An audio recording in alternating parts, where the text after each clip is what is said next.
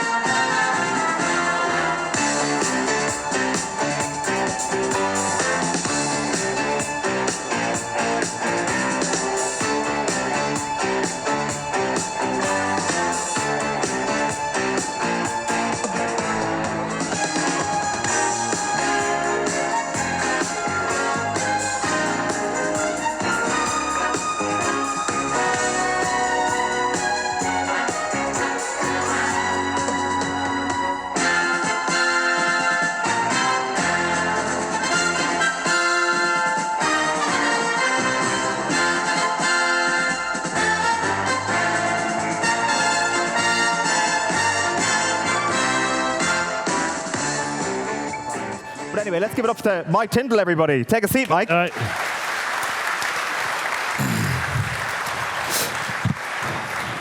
So, we were thinking about yourself and Brian and how much you've actually crossed over down through the years, because you're basically the same age, born within 3 or 4 months of one another.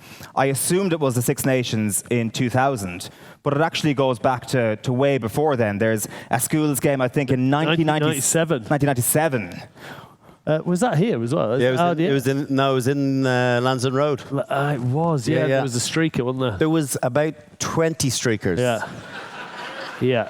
Welcome to international rugby. It was a great game. Obviously, the only fact we can remember is the streakers, but we can only remember the Dave Flatman, who these streakers just kept coming on, and as a prop, it was interrupting his scrummaging, so he decided to take it into his own hand, and this poor streaker didn't see anything coming. I mean, he's a big dude, but he didn't even see him coming, and he just buried him. And I think that was the last streaker that came on. Yeah, it was very awkward. He finished with his head between his crotch. I'm not entirely sure why. But Did you start, or were you on the bench for that? I started that one.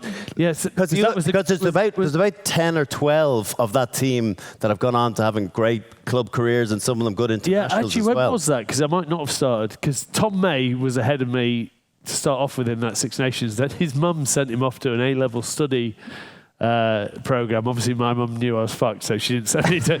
She was not worried about that. And then he left for 2 games, and he didn't get back in. And then he was on the bench, but I can't remember when that game was, because we played Wales last game, so I don't know when we played you. So I think I started, but I'm not entirely sure. I think you were riding the pine, all right.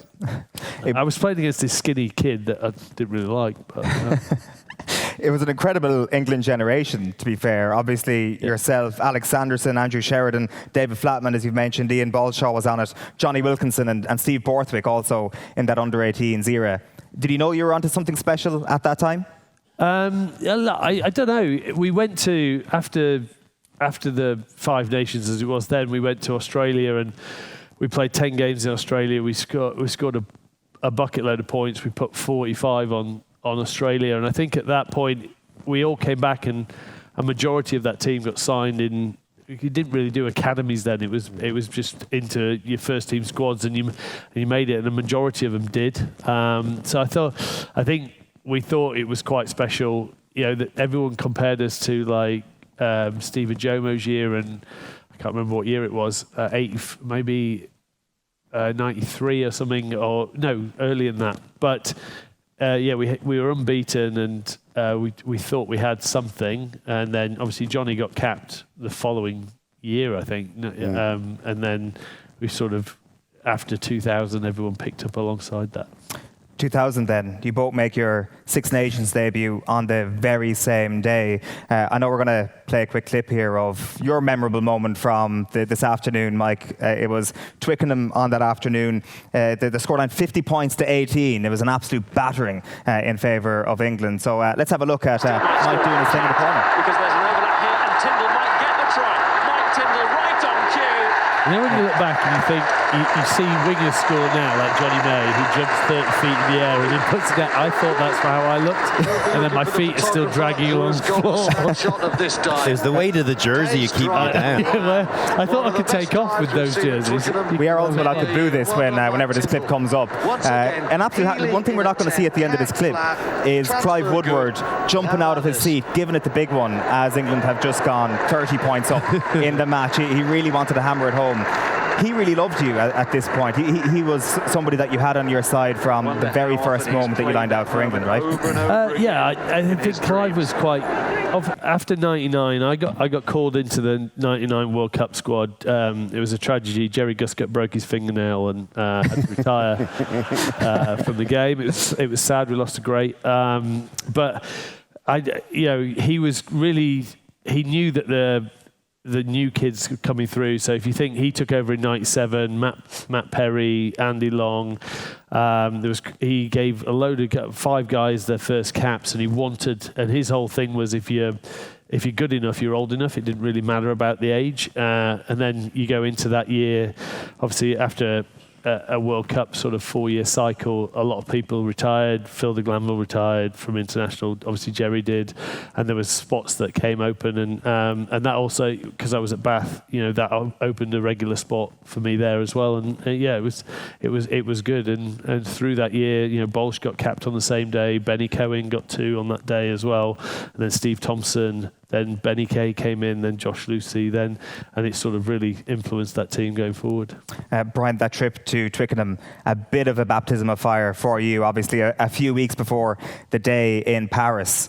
Was there any sense that might actually be coming after that afternoon in England? Was it pretty grim after that? I think it's only when you kind of look back and reflect and you realise how far behind other sides we were from a professionalism point of view. We didn't have any defensive coach even back in those days. Think about that now, about how much focus is put into systems and individual responsibility. It was like, go on out there and do your best, lads.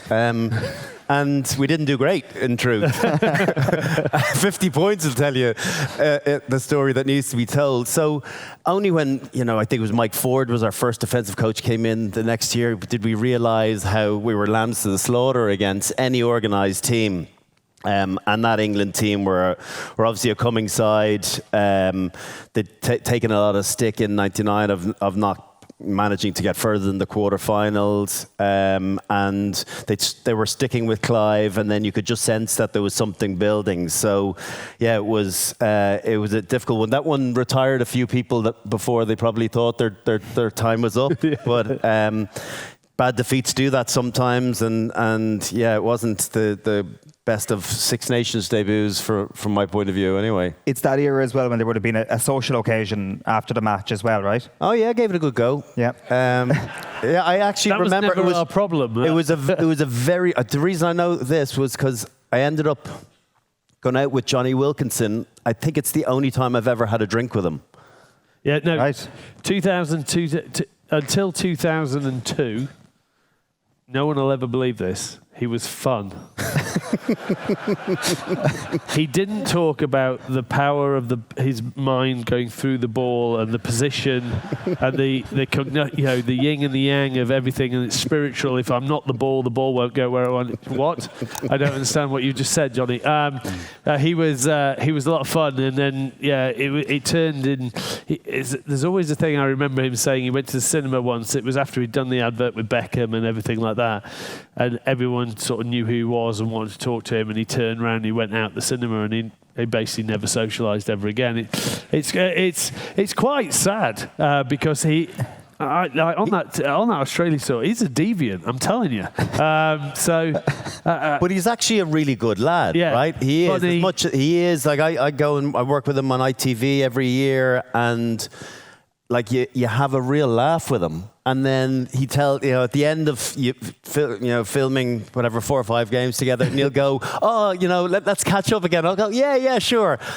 I did drop him an email for the first few years of him saying that. Never reply.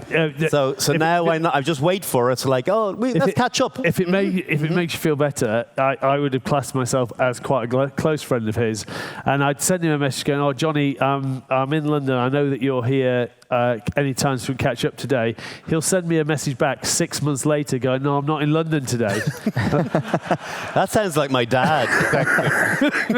And I'm like, well, of course I'm not. It was 6 months ago, idiot. Was there something that changed for him that you noticed in that 2002-2003 period? Like, there might have been a couple of tough moments. He had a couple of tough moments in the World Cup, to be fair, as well, in 2003, but was there something where he went from I think who he became? Obviously, he never liked the limelight, and obviously what he's talked about afterwards is interesting. I don't fully buy into all of it. I think a lot of it, but because I spent a lot of time with Johnny through that period. I was sort of his kicking partner. I mean, it was until I got bored, because he would do 3 hours after every session, and I was just like, Jesus Christ. And the worst thing was, he had like a routine of 50 kicks, and if he got any kick that he didn't like, he started back over. And it was just like, yeah, I'm fucking out. I'm sorry. I love you. I just won't be that good. And I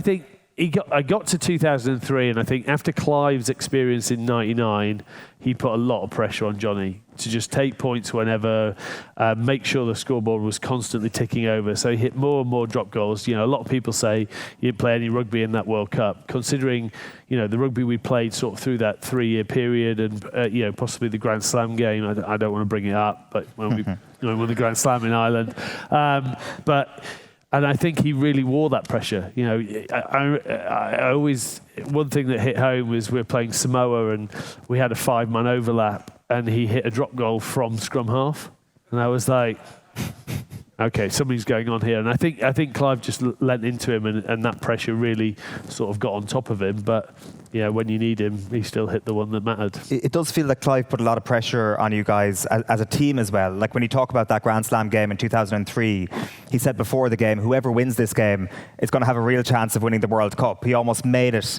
high stakes, more high stakes. But he also said there's nowhere to go.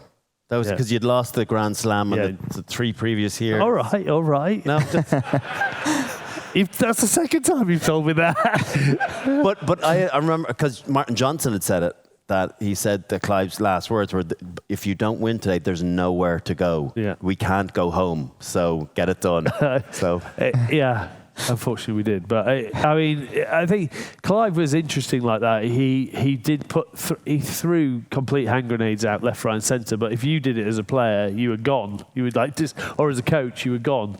But he did it left, right, and centre and thought it was fine. But I think that the one thing I would always credit Clive for is he had a senior player group that was world class. Really, if you look at that team, and if they said something he was doing was bullshit, he would back straight off, but he would. I still think he was amazing at going to other sports, looking at and trying to get sort of. He calls himself Mr. 1%er. I'll save you 15 grand. That's what he tells you about himself if you want to hire him as a speaker. He'll credit himself for the tight shirts. That was actually Jason Robinson. I mean, he'll tell you a load of bullshit, but he did push the limits on everything, and then challenge the lads, but he knew where to balance that relationship. Sometimes he got it wrong. I mean, when we went on strike before the Argentina game, and it was his idea, and then we came in and went, we've gone on strike, and he went, I can't believe you've done this to me. It was your idea. No, it wasn't. But it worked, and it worked only because of him being like he was, the senior players that we had, and then the young guys that were coming through. So, because I had seen him say that a few years later, that the strikes were his idea. I had thought he had changed his tune on the strikes question, but actually that was always a story. Yeah. So because what we were going to do is we were going to turn our shirts inside out and just piss off all the commercial partners, and he went, "Don't do that. Go back in the meeting with Francis Barron, CEO of the RFU, and don't come out until you get what you want." So 8 of the senior players went in. They were in there for 9 hours or something. It was ridiculous, and came out, and then we had a meeting at 8, and Jono said, "Look, we're pulling our work rights because we didn't get where we wanted to go." And he went absolutely ballistic. I went, "Can't believe you're doing this to me. I've had you back all this time." And Jono's like, "No, it was your idea." He went, "No, it wasn't." The stingy bastards wouldn't give you 20 grand a game. Literally, if you look at what it was all just principle stuff. But they backed down within 2 days. But it was an interesting time for sure. When you retired, Clive Woodward's column, I think in the Mail, he said, Mike was as good as any centre in the world, right up there with Brian O'Driscoll.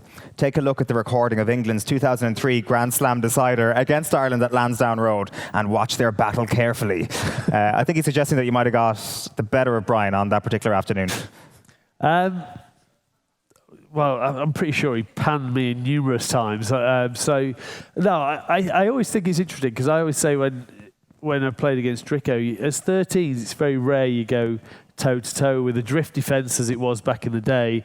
A lot of the time, it was Will's problem, or what Dricko's brilliance was stepping back inside, finding a weakness, and then he'd take on someone else. So, I think that day the only thing we got right was we picked Magsy apart, probably on that short line. I'd said to Will he was going to go out the back, and I said I don't reckon go out the back. I reckon Dricko's leaving me here because he's expecting Magsy to pick me up, and Magsy isn't going to pick me up. And it worked like a charm. It was just one of those days where something goes exactly how you want it to go, and thank God we won. We finally won. We finally won something, and it did sort of tears off. Then with that summer and winning both of those games down there, it sort of really teases up for that run into the World Cup. I mean, whenever you talk about this game, you have to ask the English person in the room, the English player in the room, where along the carpet were you? What was your view of the incident? And were you aware of it at all? So I didn't really at the start of that 03. I did not pick up what was going on at all. I genuinely believe this. No one ever believes us when we say it. We for some reason, you warmed up on the left, so we warmed up on the right, and we just went out to the sides that we warmed up on. And then, obviously, Jono was aware of what's going, and he just went, and he obviously, with the disappointments of the 3 Grand Slams we'd lost in the past, he was like, right, this is where we're actually going to fire him right up. It was he definitely knew what he was doing. I had not a fucking clue what was going on. I was 21 years old going, doo. And then it wasn't until I watched it after that I even realised that you'd had to come all the way down the carpet, and she wasn't on the carpet. And I think in another time we might have done things differently, but.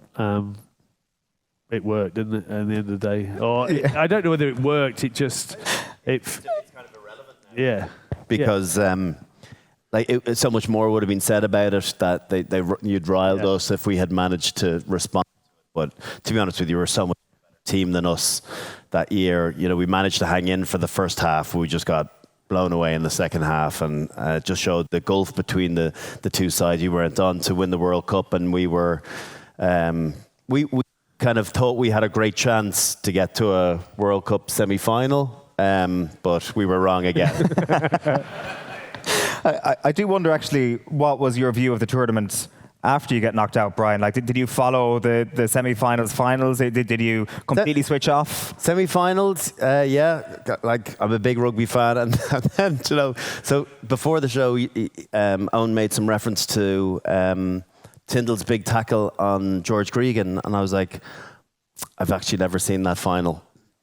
I've never watched that game. I was on the piss the night before, and I slept, and genuinely I slept over in Galway, and I slept it out. I meant to, and I just missed it, and I turned it on with 2 or 3 minutes to go for the exciting part. So I actually only saw that tackle for the first time just there as the credits rolled. Guaranteed red card now. So good shot.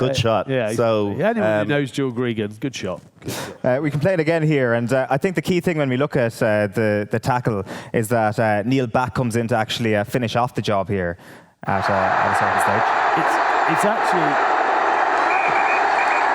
It's actually his fault because, or maybe so, in my head, I was going to put him down, and all I could hear was Backy going, fucking kill him. And I was like, if Backy tells you to kill him, I'm going to do it, or he'll kill me. If ever there was someone to do it to, Gregan's the guy to get it done to them. In all fairness. I mean, anyone who can touch the... I'm not going to go down that way.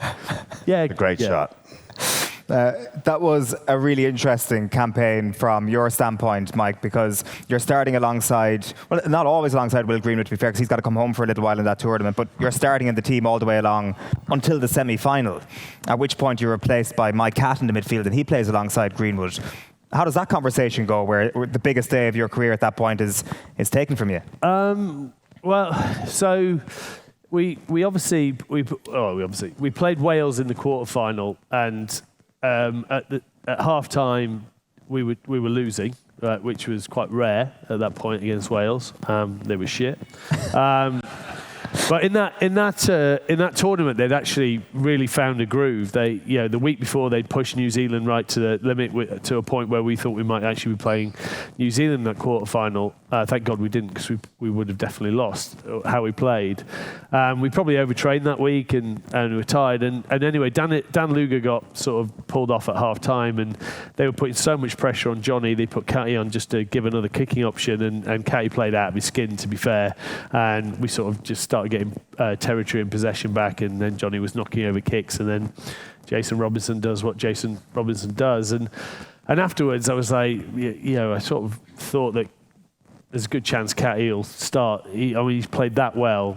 I'd say that I was playing better than Will. Will might say he was playing better than me. On the Monday, I walked past Clive Woodward's room and saw Will getting out of the shower, and I knew I was probably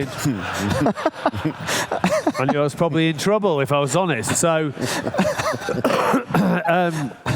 So anyway, and Clive wasn't very good at like having those hard conversations with you. His history is normally through voicemail or email, but obviously in the World Cup you don't really have that luxury. And so he sat me down and he said that he was going to pick Catty with Will. I can't say that I wasn't disappointed, but the silver lining was that I ended up going out and I went for a beer with Martin Corrie, and Austin Healey was flown over for. This is quite a good story because I know everyone hates Austin Healey. So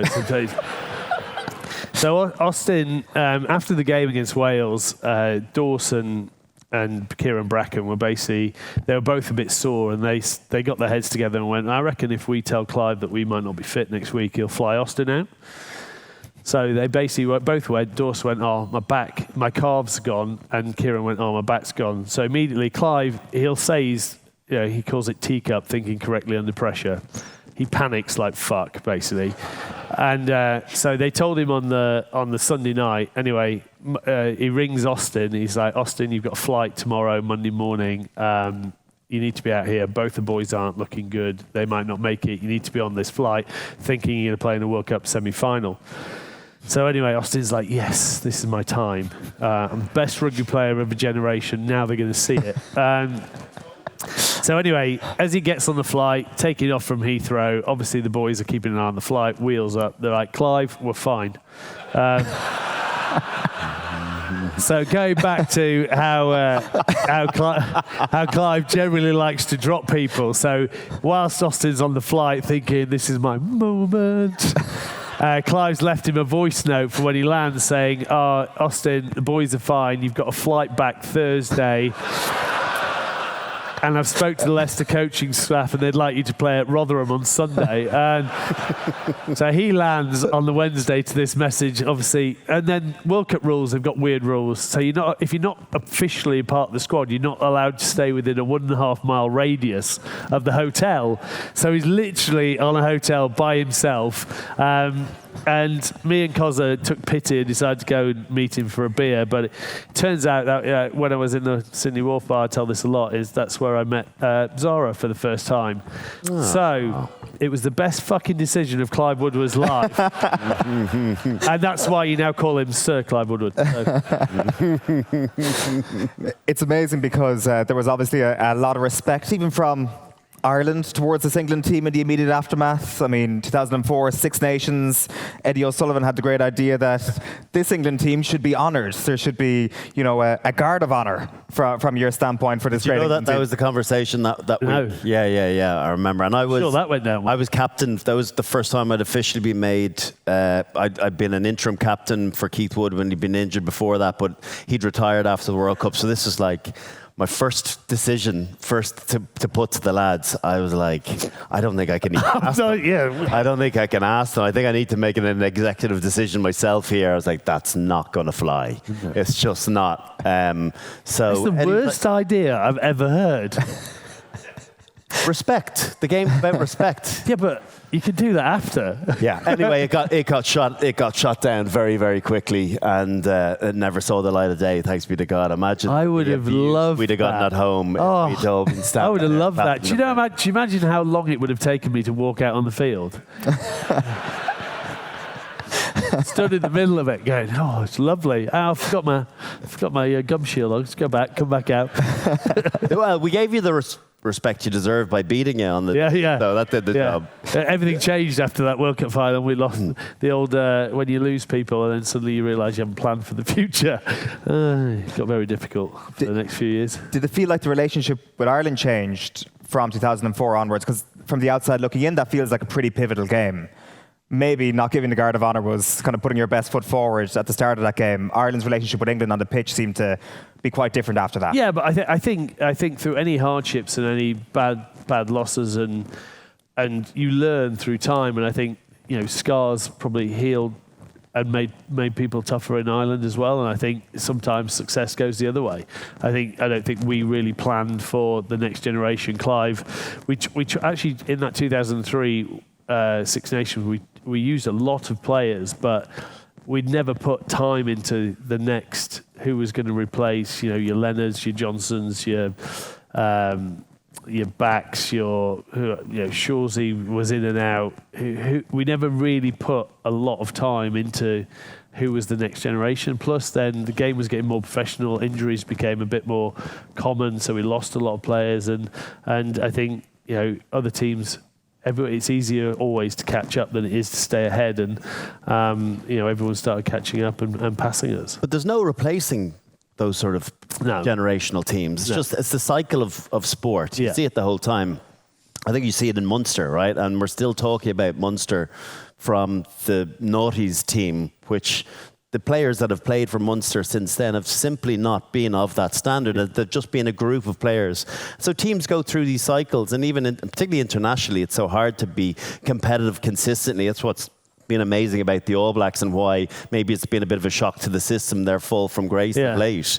But my point is, it's like you can't future plan when you've got such quality. And you think about the best players that have played for England in the last 50 years, so many of them will be from that World Cup team. Yeah, I think so. And I think you look at now, you look at the South Africa team, whatever it is, 2018, they were battling to win a game, whatever, and then suddenly they're, not 2018, but before that, 2016, and now they're unbelievable, and they're just producing players left, right, and centre. And I think England are, for this Six Nations, I think they've slowly turned the corner in terms of talent and the sort of, and success drives more success. Someone who's better in your position drives someone else to work that little bit harder. And I know we had that in that early 2000s, and then maybe we just didn't have it through. We got to the final in 2007, but I think there was more. That was a team in adversity coming together. You could look at that French team in 2011. They were awful, but yet they got to the final. And the one good game they did play in the final, they probably should have won it, but they didn't. So it's funny how team sort of bonding and teams work in certain situations. And I think that 05, 06, 07 period for being an England player was hard. For sure. One other thing I want to touch on, if we zoom again 2 World Cups forward to 2019, obviously you're both retired at this point, but you're both in Japan.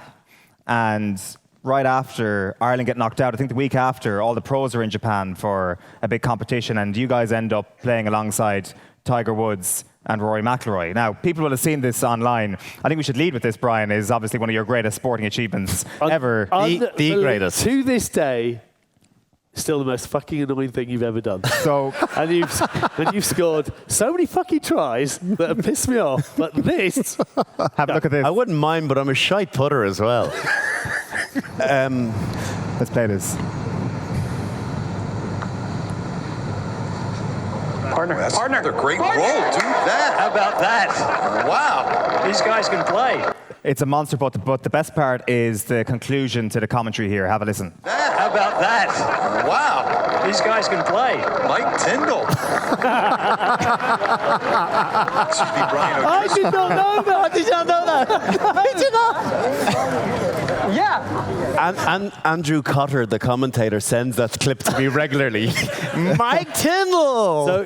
So on the back, so I was playing with the main with Tiger, and so I've got up to put. He stuck his probably closest to the hole out of everyone, and I got to put first, and he's put his marker down when he's marked his ball, and it was like a pristinely polished quarter.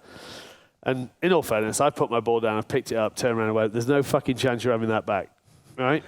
And he sort of looks at me, I miss it, I don't remark the ball because I'm not putting his marker back down. And anyway, he puts, he misses, he's hold it, and then who chipped in? Matsuyama. Matsuyama chipped it in, and then Brian Havana almost broke his back. And as they're walking off, they've gone off. We had to do some interviews. And Tiger Woods' agent, Mark Steinberg, came back. He went, excuse me, sir, Mr. Woods would like his marker back. I went, what? It's a quarter. He's got like 9 billion of these. Don't worry about it.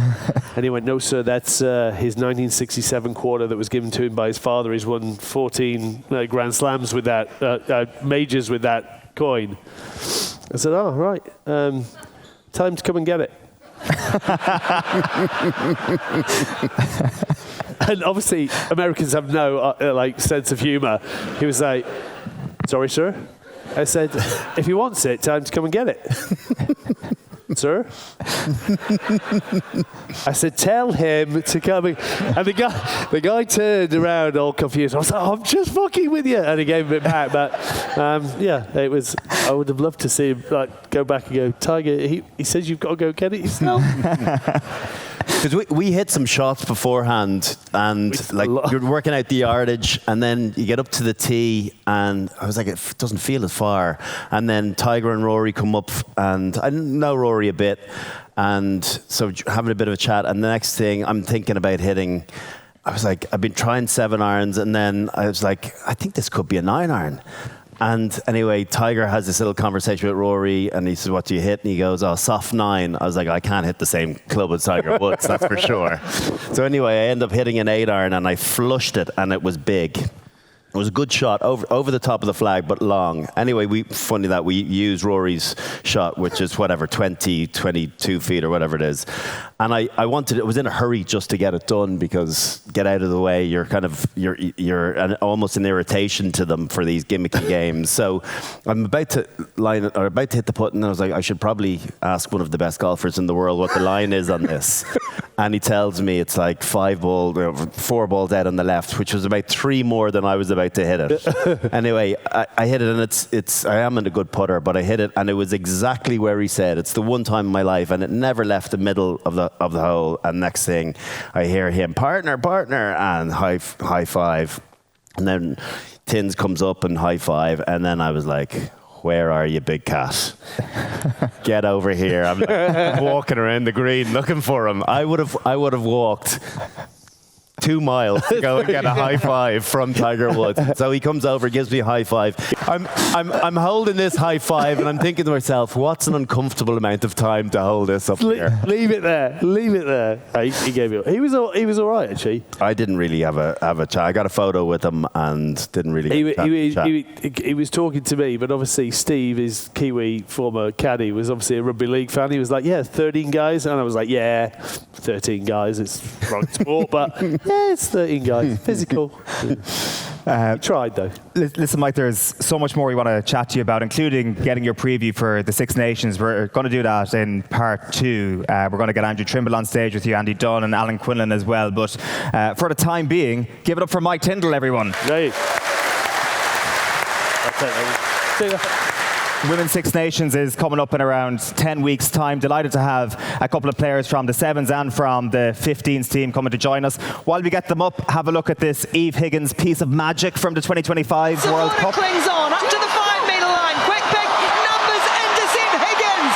And away goes Eve Higgins. Is she going to go coast to coast?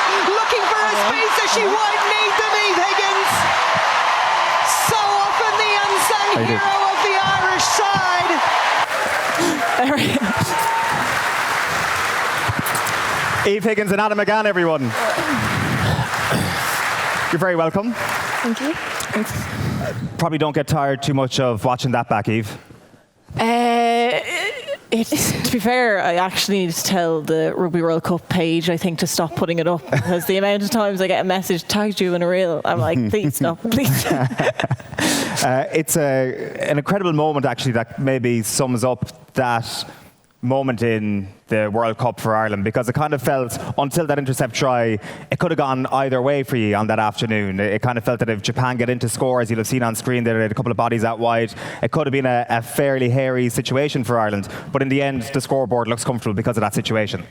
Yeah, like definitely it was our first game in the World Cup, and we would rarely play Japan. I think the team went to play them in 22 on a tour before that, so they're very unknown to us, and like we wouldn't play against them regularly, so we definitely knew it wasn't going to be straight shooting. So like it was the first, I think, 3 or 4 minutes of the second half was a bit edgy.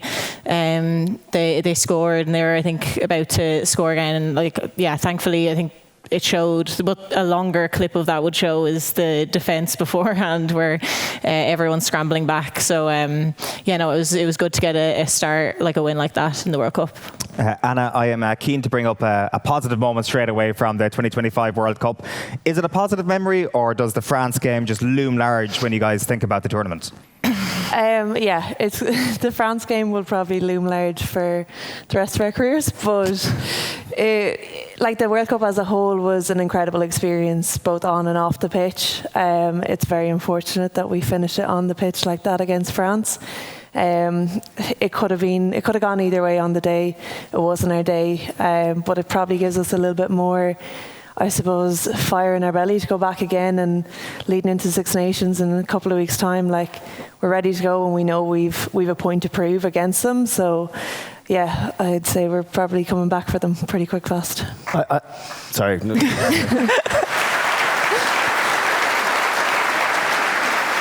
I've certainly been involved in Irish teams where the opposition have been very hotly tipped. What does it do for your psyche when you're going into a game of that magnitude against a team like France that have such a good record and were, considered as potential finalists, when the general consensus is that it might be one-way traffic? What does that do from a motivation point of view in the week, and what's the conversation had amongst the girls and within the coaching staff? Yeah, of course, I think England and France have led the way for the last number of years in the Women's Six Nations. But I think over the last number of years, we've definitely closed the gap with France even. I think the Six Nations game last year kind of gave us confidence, because we knew there was probably a moment in that 60 minutes where, if we converted on from some of our chances, that it could have been a very different game. And I think that gave us a lot of confidence going into it. I think all of us fully had the belief that we could win that game. And I think, it's gutting. We were in camp there like 2 weeks ago, and they put the stats score of the game, and if you took away the final score, you would think there was a definite winner. Yeah. So that's almost even more frustrating to see. Right, because I was wondering, had you as a collective watched the game back? Because first of all, it'll take 10 hours to watch the full game back. It was the longest game of rugby ever played. Yeah, and it definitely didn't show the weather No. Geez, yeah. Yeah, no, we definitely, I don't think we watched it back together as a collective. I don't think we probably will. We watched it back individually and in our smaller groups, and I think, like you say, going into that, what's it like to go in against a team who are tipped to be in the finals, but we fully believe that we also were going to be in the final, and I think like Eve said, off the back of the Six Nations game that had just gone, we felt like we left something out there against them, so we really had that fire in our belly to go out again. It wasn't our day, but I really think we're coming for them, and I think the Six Nations coming this year round, we are going to get them.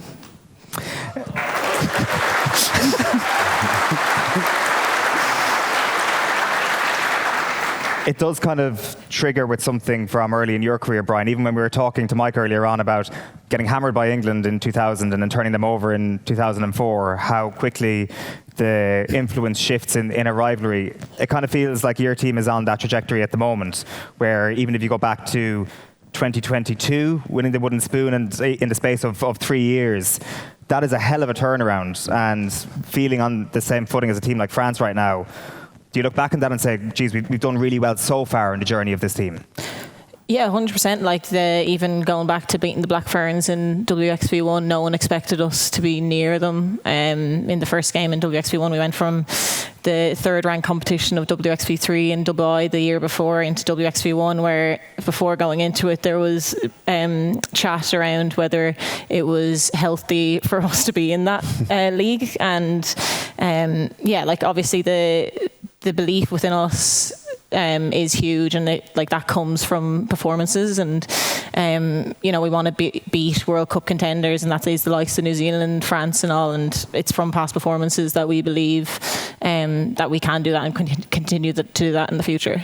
Yeah, Brian, to yourself, is that a moment that just clicks where everybody kind of looks around at each other and is like, wow, we can actually do this? Or do you need a result? I think it's a muscle memory thing, isn't it? I think, obviously, when you've near misses, you kind of go and reflect and think, oh, what could have been?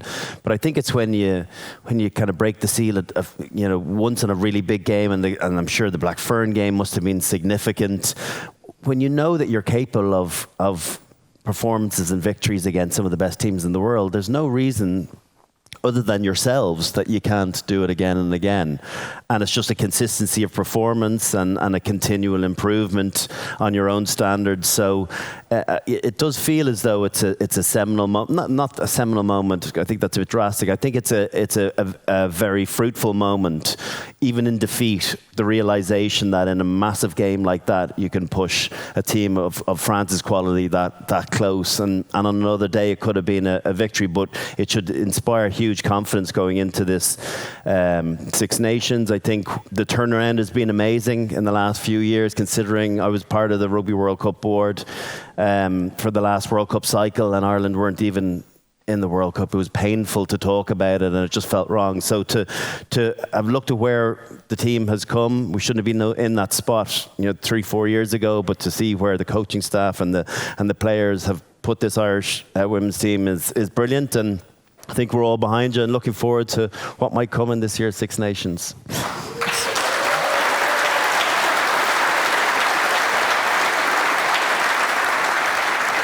There's a couple of different storylines from your perspective at last year's World Cup. There's the on-pitch stuff, and then there's the off-pitch stuff. Anna, talk to us about realising that you'd actually become an internet sensation, or that you become a pair of internet sensations over the course of the tournament. I don't think I'd phrase it that way, but the whole TikTok situation during the World Cup, I guess for us it was just a bit of crack. It was a bit of an outlet. You're in a bubble with the same people for 5 weeks, it gets long pretty quick. And TikToks, like so many of the team were in on some of the TikToks and stuff. And I suppose we just ended up having one that went slightly viral, and then we couldn't kind of get away from them, and that was it. Yeah, well, we have to play the TikTok in question. This is the one that set off a lot of people. The eagle-eyed viewers were like, geez, that's a really nice fleece. What's the story with this? So have a look at this.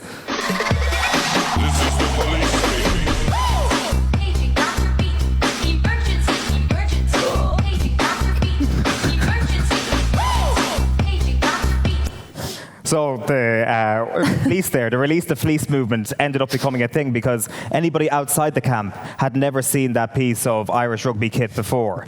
So when did you realise this was a movement that had started online, people trying to get their hands on those fleeces? Yeah, firstly I'd like to apologise for the dancing in that video. There's a reason we don't do TikTok dances. No, we don't dance. We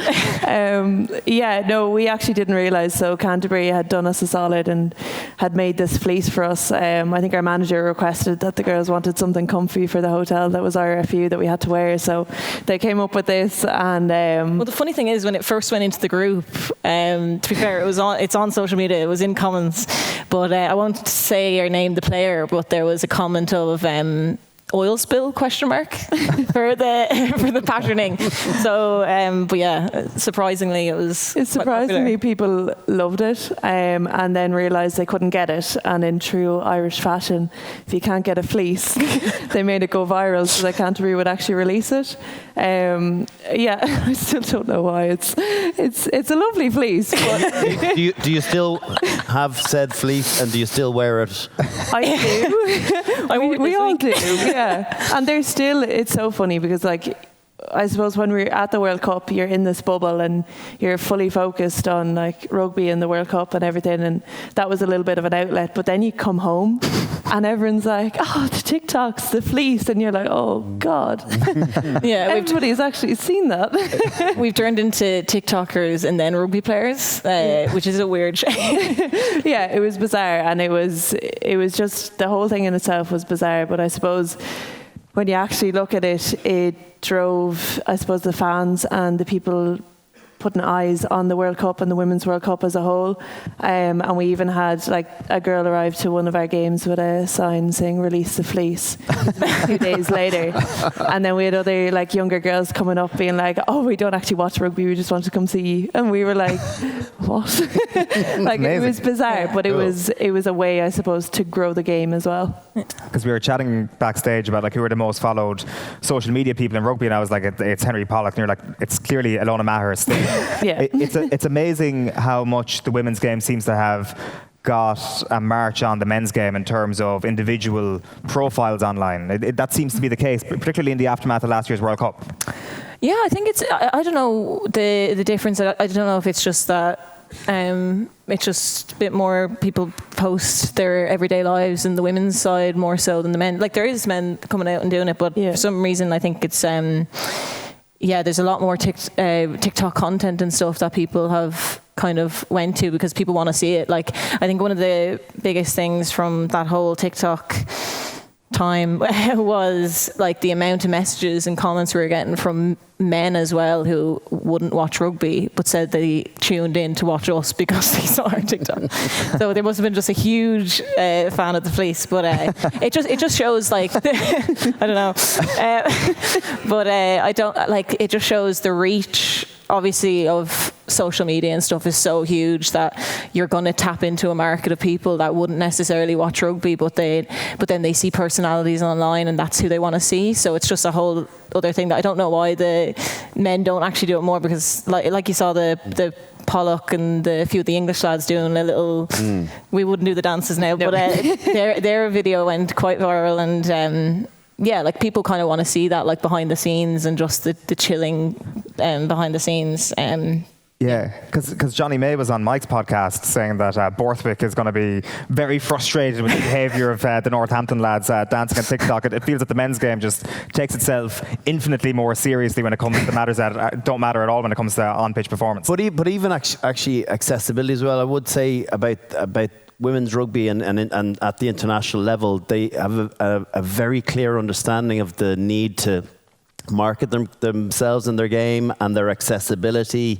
And I'm not saying that the men don't stay out after training sessions and after games, but I don't think to the same degree. I think it's very, very clear that everyone playing women's rugby is in it together and realise that by promoting and making themselves available, they will be able to garner bigger fans and support base and whatnot. So I think that's kind of very, very clear, and it comes through on digital platforms. I'm not on TikTok. I felt it was the one medium that I need to leave to my children and leave to the next generation. But needless to say, you still end up seeing these videos, and it's a bit of fun. And it's funny what you say about Steve Borthwick. You can have the greatest idea all yourself as much as you want, but you have to let people do their thing. You have to let them represent themselves, show personality, show flair on the rugby field and off it. It's just part and parcel of who people are. And so whether it's your cup of tea or not, it's sort of irrelevant. It's what makes people happy, and in times in camp, have a little bit of a laugh together. You get a bit of unity from it. You get a kickback from it. There's conversation generated from it. So I think all of these things are really good things in the long term. Yeah, you didn't have TikTok, but you had bleach for your hair back in the day. Correct. That's how you express yourself. Correct. The thing that helps as well is that being the separation in the men's game between 15s and 7s is so obvious, whereas because you get to go between 15s and 7s, you also get the bounce of being in the Olympics and becoming Olympians, and the glare that's on you in a positive way by being at Paris 2024. Just in terms of the 7s at the moment, are you still going to go back with the 7s and play a bit with them whenever the opportunity arises over the next couple of years, or what is the lay of the land on that front? Yeah, hopefully. So the 7s has kind of gone a bit different over the last year, in a sense that the only two competitions, we would have usually been in the World Series, but unfortunately we're not in that anymore.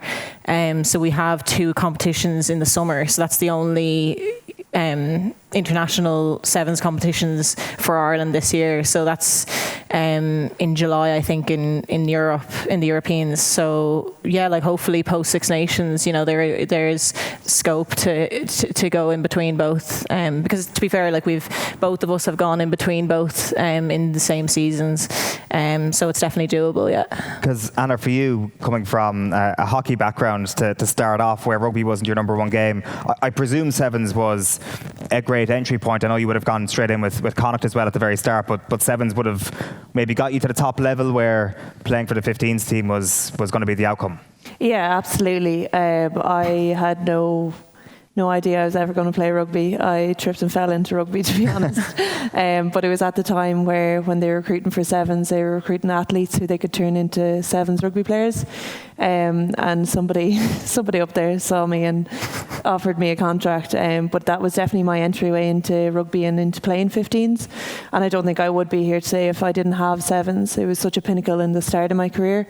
And I think it is such a pinnacle for so many younger athletes in terms of developing their skills and their rugby knowledge and everything, that it's nearly as a pathway for 15s as well. So it's disappointing at the moment to see that we're not on the World Series and travelling where we used to, because we used to be away from Sydney to New Zealand to Singapore, Hong Kong. It was an incredible World Series circuit to be on. And it definitely developed us as players and as characters as well. So I think it definitely feeds into the 15s game so much. So hopefully we can get it back to a point where we're competing on the series and we have top class athletes in both 7s and 15s that can cross over and do both. Is the preference to... Sorry. Yes, I keep interrupting them. Is the preference in the women's game as well, is it a pathway? Is it to play 15s ultimately, or do you see it as a hybrid? Because I think if you ask nearly all the men playing in 7s, ideally they would like to have it project them forward into playing provincial rugby and ultimately playing in test match rugby. So what's the sense within the women's game? Is it can they work in collaboration separately, or is ultimately the goal to be a test match player? No, I think definitely both. The women's was always quite different because men were essentially contracted through their provinces and stuff. That's not what it is with women. We're essentially contracted through Ireland contracts. But when you look at both sports, the pinnacle of 7s is Olympics. And I grew up watching the likes of Katie Taylor win a gold medal and thinking, oh my God, I'd love to compete in the Olympics. Rugby wasn't even a part of the Olympics at the time, and now it is. And there's kids around Ireland that want to play in Olympics, and if they play rugby they can do that, which is such a special thing about 7s, because it obviously is the pinnacle of sport to play in the Olympics. But then at the same time I grew up watching the Six Nations, I watching the 15s, and that was a dream of mine to play in the Six Nations. So I, for myself anyway, I'm very much it's a dream to play both, and I wouldn't really kind of separate it in one being over the other. Yeah. And also as well, when you talk about that visibility piece, there's another big chapter happening over the next couple of months in terms of what you're going to do because you start off against England in Twickenham, you play France away as well in Claremont, but most importantly, come May, you're playing in the Aviva Stadium for the first time in the Six Nations. So that is a huge next chapter as well. Anna, how are you feeling about this, going out of the Aviva? Yeah, it's something like we've dreamed of for so long, and I think it's been coming for a while. So the fact that we're going to get to do it this year it's a bit mad. Like, we still can't really wrap our heads around it, but I do think it is a turning point for women's rugby, and hopefully in the Six Nations that come after that, it's every home game is the Aviva, and that's the way it's going to be for the women. And one last thing as well, there's a women's British and Irish Lions tour coming down the tracks. Eve, I know you've always been a massive Lions fan. I think you have one Lion in particular who is your favourite. I think we can bring up this image here from back in the day. Yeah, 13 years later, not much has changed. Yeah, it was strange. Obviously, their first Women's Lions series is going to be next year, which is so exciting. And they're holding engagement days throughout the year, inviting a number of players from all unions, because they want to... They know, obviously, they have a blueprint from the men, but they also know that it doesn't have to be the exact same as the men. So they want to they want to have conversations with players and, find out what players would like a tour to look like, and, whether it is very much different to the men. But yeah, no, it was weird. That was 2013, I think, a kids' day this kids' day or whatever, and yeah, it's funny because, when I think of myself then, there wasn't a women's Lions team. I was just a fan of watching the Lions. So it's extremely special that there's girls now that will be that age and younger that can look up and actually aspire to become a Lion. 100%.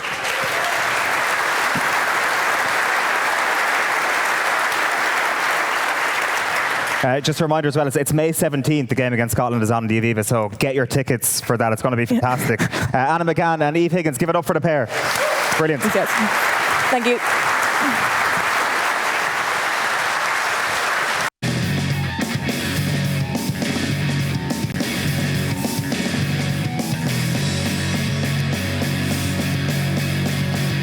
Hello. Thank you for coming back. We have filled up the stage this evening. We still have Brian O'Driscoll with us. Give it up for Mike Tindall, who's still here. Joining us is Andrew Trimble. Little popular legend. Andy Dunne is here. And the Munster fans in the house, give it up for Alan Quinlan. Got the biggest share. You got the biggest share. Andy, one thing that I'd wondered before coming on stage tonight was how much overlap there was between you and Mike Tindall at Bath. But I understand there was little to no overlap. You were complete opponents during your time in England, and that was it. The club wasn't big enough for the two of us. So Mike left. No, they said I had to go. They didn't have the money to afford it. Well, it was funny. I kind of hoped I was going to join and play with him as opposed to against him. But I don't know the story really. I think there's a bit of controversy. The owner of Bath, who I didn't know and hadn't met, was a guy called Andrew Brownsword, who the lads fondly named Drew Poo Dagger, was what they called him. And apparently Mike got shafted by him. And is that correct? And so the lads used to give out about... You've done it in a very short period of time. There was 8 years of history that go into that. But, yeah. He didn't shaft me. It was a disagreement about worth.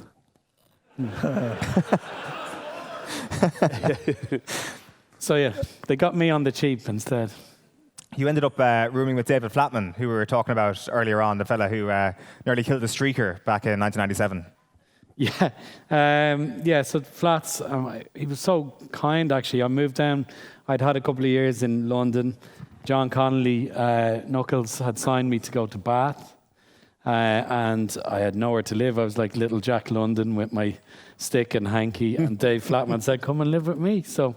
But we had first played against each other. Myself and Brian playing for Ireland under-18s against Dave Flatman, Mike in 1997 in Lansdowne Road. Ireland under-18s, England under-18s, and I think, was there, Draco, 9 streakers, male streakers came onto the field. About an hour into the game, Dave Flatman pretty much smashed one of them out of the way, I think. But yeah, it was funny. It was a little full circle thing a couple of years later. We were going through the highlights of your battles in an England shirt and in an Ireland shirt in the first half, Brian and Mike. One of the things that we've held until part 2 is 2007 in Croke Park. Andrew, we wanted to wait until you were here to tell this, because of course you replaced Brian O'Driscoll off the bench on that afternoon to go up against Mike in midfield. Did I? Yeah. It was. I can't remember either, but yeah. It was obviously a huge day for a Protestant, wasn't it? Yeah. So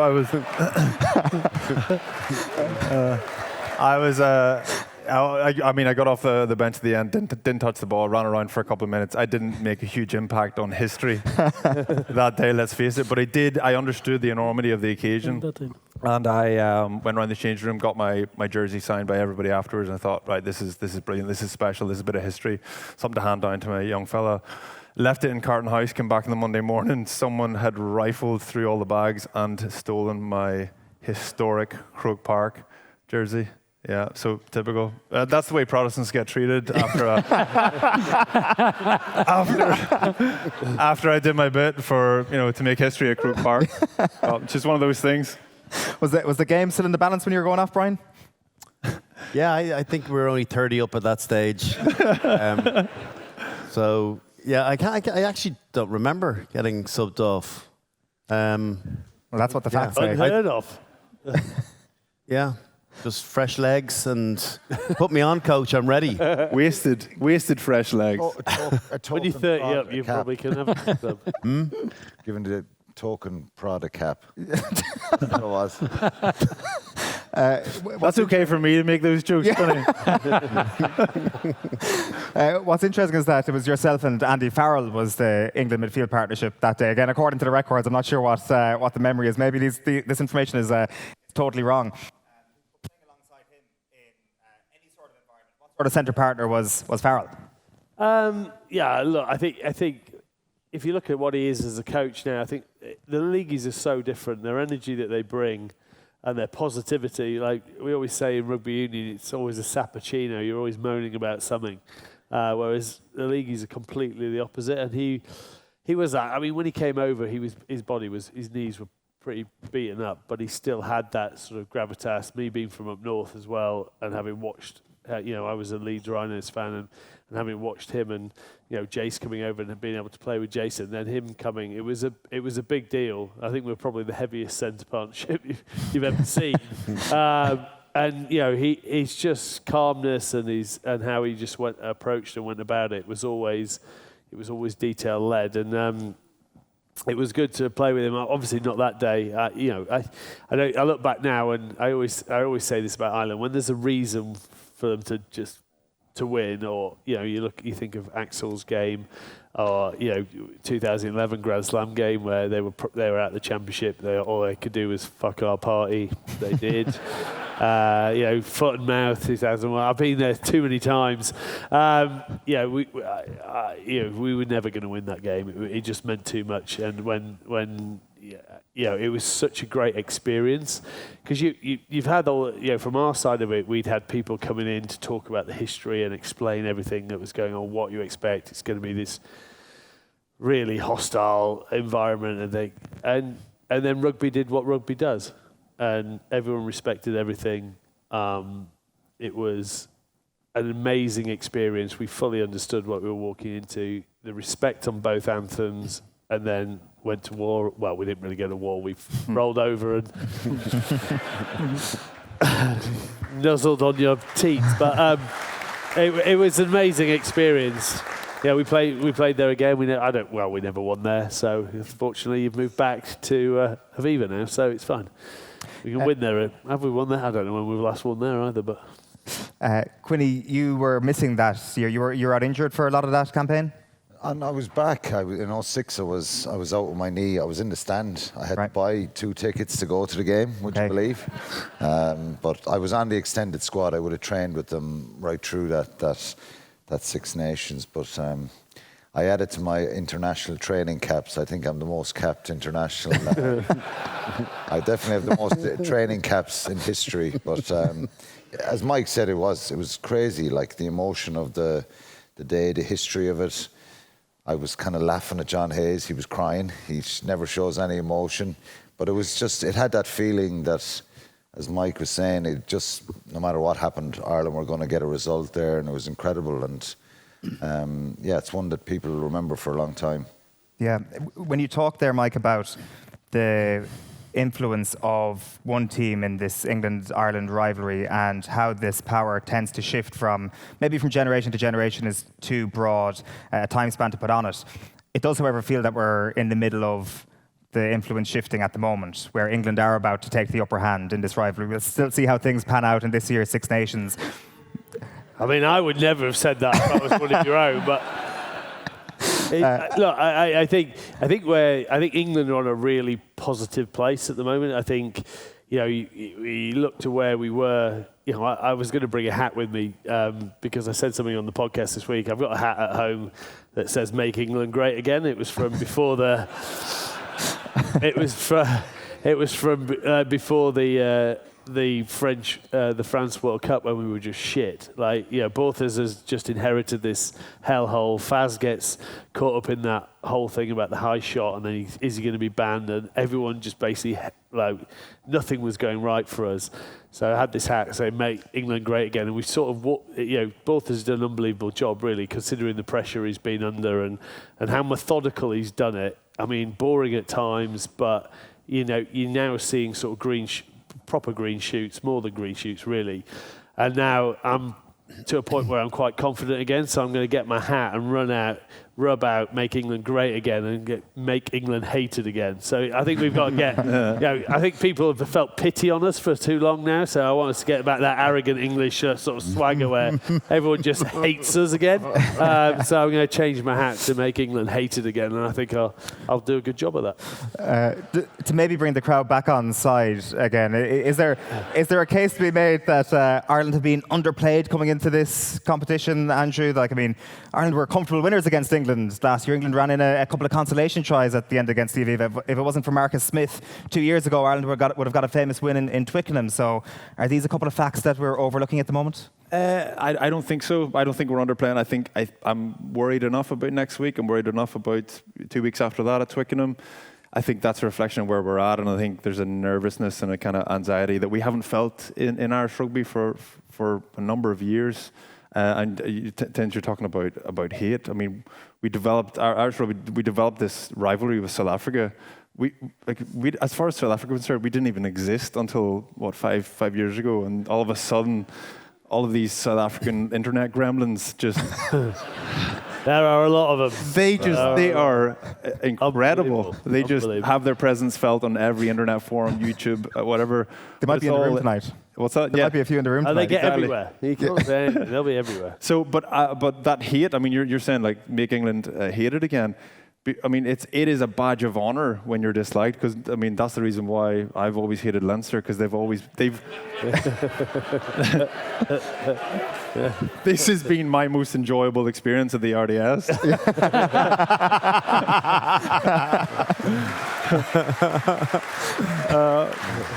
So yeah, it's being hated is a badge of honour. I think we should aspire to be hated by New Zealand, by South Africa, because we're on their radar, and just that those rivalries became something really intense, and it's definitely dropping off. And we saw the impact of where that rivalry went and how much South Africa wanted to punish us in November, and they did exactly that. So I think that's where we're at. Scrum is getting more and more important, and it's a bad week to be missing three of your best loose heads. You talk.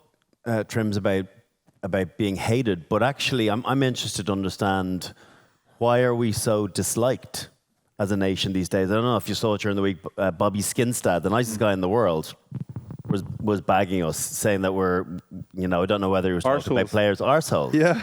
Yeah. So, like, whether he's just talking en masse. So, what's the take? I feel that. Have I said that I hate? No. I'm just no. So you've said one of everything. So probably. Maybe 5 years ago I might have said Ireland were boring. Which actually you've got quite a few trolls as well, by the way. We're not talking about boring, about style. No, we're talking about from a likability point of view, because Ireland used to be everyone's second team for years, and then obviously, when you have some success, it does breeds, contempt and annoyance and irritation and whatnot, and that's fine. But then we always thought that we wore it well, but clearly not. No. I sort of disagree. I don't think I've ever come across a bad Irish player. What Ireland do really well is they say you meet an average guy in the pub, you go together, you say, "Oh, Jesus, take it easy on us today. You're way better than us." He's a leprechaun. That guy's a leprechaun. And I'm like, "We haven't beat you in like 4 years." And you're like, "Oh, yeah, but you've got a good squad." And then afterwards, you go, "Oh, you tried really well. You tried." I mean, you played your heart out. And I'm like, motherfucker. I think the team at the moment and how you've played, I fully swung back, when Faz took over and the development of the game, and I know you're not asking about style of play. I think they're in a tough spot at the moment. I don't really know where you're going to go, whether it's going to go up or whether it's going to go down, and it's interesting to see. But I know that you've got the right man at the top to try and sort it out. But yeah, you need your best players now in international rugby, or especially in the big tournaments, or it's tough.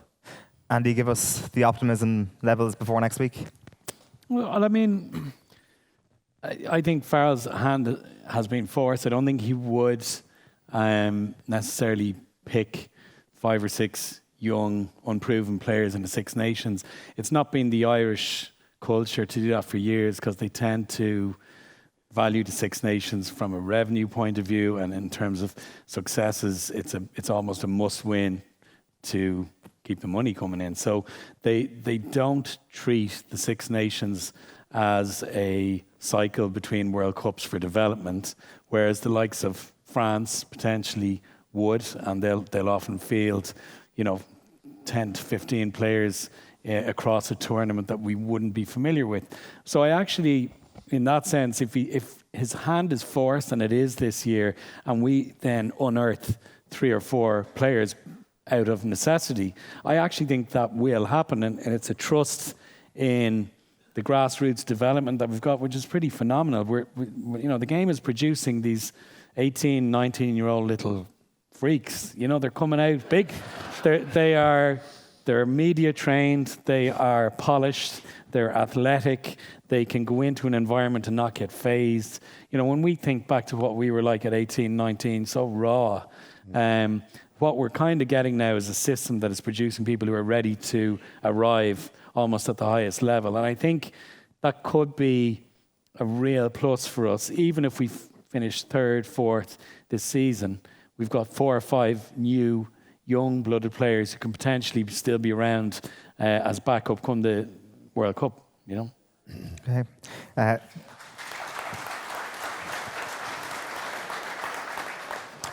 So many different wrinkles going into this. There's the Bundee Aki news this week in terms of him being dropped before the suspension is actually handed down to him.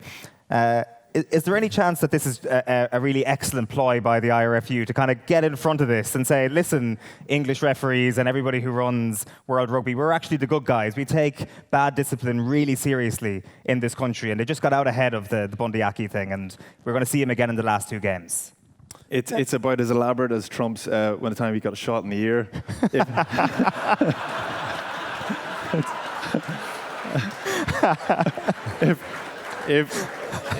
If that's been set up, that's been unbelievably well choreographed.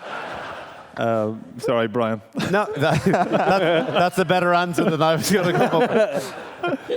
No, I don't think they... I think they felt they had to. I think there's definitely this perception now with the provincial teams and a little bit the national team that there's a lot of talkers and that there's multiple captains that we're starting to irritate referees. We're getting a bit of a reputation for it. And so I think there's a bit of that, but I think it's just being seen to do right by the behaviour of a particular player, and that, you know, having certain standards and setting the tone and having a no-nonsense setup in your environment, whether it was coming from the IRFU or whether Andy was the catalyst of it, I don't know if we'll ever know, but they knew he was going to pick up a ban, whatever was said, the specifics, obviously we haven't been privy to, but it was bad enough that they knew that there was going to be something coming down the line. So maybe you get a tick on the right side of the ledger by doing that, but and disciplining the player and letting everyone know that is unacceptable. So it's a little message to the team by singling out an individual. I'm not sure whether, like, Bundee's obviously struggled a little bit this year. He's been phenomenal for Ireland since 2016, consistently really, really excellent for us. He was frustrated he didn't make the starting team, you know, for the big game in Connacht last week, and, you know, trying to come on. And what does happen the older you get narkier. There's no doubt. There was a few I had a few run-ins with referees where I got warnings towards the end saying, you know, I remember Alan Rowland playing in a Leinster-Munster game, and I wasn't captain, but I felt like I was still captain, and, you know, I'm trying to call shots at rucks and talking my way through it and just flailing arms and whatnot. And I remember getting a warning from him. He called Leo over and said, if this player, he didn't even name me, he says, if this player says anything to me one more time, he's going in the bin. And there is, I don't know whether you're frustrated at not being able to do things the same way, or maybe you feel you know that little bit more than everybody else. Maybe it's a combination of the two, I don't know. But there definitely, I sensed towards the end of my career that I had a bit more of a twist to me, a bit more spice, and maybe there's a little bit of that in Bundee. He's 36 years of age. Is he going to make the World Cup squad in 18 months? 18 months is a hell of a long time. But right now, we've got no Robbie Henshaw, Farrell, Tom Farrell's a couple of caps, Gary Ringrose in out a game, Stuart McCluskey's probably our most consistent centre over the course of the last years. I wouldn't say we're in rude health in that position right now, so maybe we will be calling back for games 4 and 5 in the championship. Quinny, separate to the Bundee thing and on the discipline piece, do you think part of... Why do you come why do you come to me about discipline? Jesus, my mic working? It is. It's on there now. Is there a piece of work that Ireland have to do over the course of this year's Six Nations in terms of maybe just basically improving discipline, like and penalty count, all that sort of stuff, but also in terms of how we are being viewed in the eyes of referees and how Ireland are being refereed? It's perception for any sporting team in any sport. If there's a perception there that your discipline isn't great, then 50-50 calls go against you. And I said this in Off the Ball this morning. The reaction to the Bundee thing with the RFU is on the back of Mac Hansen last year. You know, with Chris Busby, he came out in a press conference and he was very critical. Basically said, we're playing against 16 men here. And you know, we've all had frustration, as Brian said, every one of us as players. And you know, I could, as frustrated as I got on the field and probably annoyed the life out of referees, I always had a good relationship. I could walk off and have a bit of a laugh and a joke. It was never... so you've got to get a balance of that right. And when Mac Hansen did that, I think there was probably a disappointment with certain people within the RFU that they didn't act then and suspend him. They waited for a URC kind of disciplinary hearing. And Chris Busby, he threw the whistle in the bin basically, and finished off referee, and he got some award. He did an Instagram post of him smashing the award and throwing that in the bin for refereeing. So it was a shame the way that happened. We all want to say things after a game, but there is a process to that. And if we have players going into a press conference like Mike Hansen did, and look, he apologised. And I get the frustration with Bundee. We've all had that kind of rage over decisions in a game. But, you know, and as Dricko said as well, he's been phenomenal. People in Ireland love him. He's been an incredible player, and it's a pity. But it's a shame it's happened. And I'd love to see him, you know, hold his hands up here and finish on a high. It'd be a shame if he doesn't get back involved. They said the door is open today. But just on that disciplinary piece, I certainly wasn't captain material. It's fair to say. I captained Munster once in Ravenhill in 2006, and Alain Roland was the referee, and we walked out for the coin toss, and he literally said to me, "You must be fucking joking." I said,